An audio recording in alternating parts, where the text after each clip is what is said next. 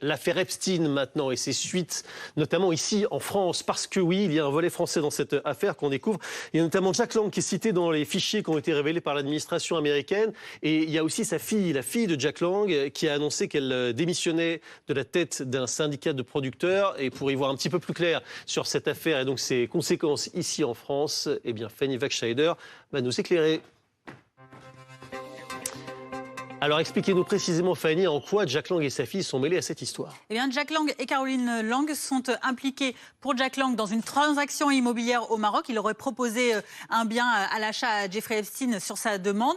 Et sa fille, Caroline, elle est liée par une société offshore installée dans un paradis fiscal, les îles Vierges américaines. Mais également, elle est citée dans un testament financier de plus de 5 millions de dollars qui a été écrit par Jeffrey Epstein sans qu'elle en soit au courant. Regardez également ce que dit justement Jack Lang à ce sujet. Il assume pleinement les liens qu'il a pu créer à une époque où rien ne laissait supposer que Jeffrey Epstein pouvait être au cœur de ce réseau de criminalité. S'il en avait été informé, dit-il, il aurait stoppé tout net ses relations avec lui, avec cette image extraite d'une très courte vidéo qui figure justement dans ces nouveaux documents et qui montre les deux hommes devant la pyramide du Louvre, vraisemblablement en 2019. Alors il n'y a pas que la France qui est touchée, au-delà des États-Unis, bien sûr, il y a également d'autres pays. Oui, alors revient évidemment le nom de l'ex-prince Andrew, l'ancien prince britannique, qui donc est déjà impliqué, qui a déjà été notamment impliqué dans une dénonciation de rapports sexuels avec une jeune fille mineure. Là, ce sont des publications d'emails, de photos supplémentaires qui arrivent, notamment cette photo que l'on va voir, où l'on voit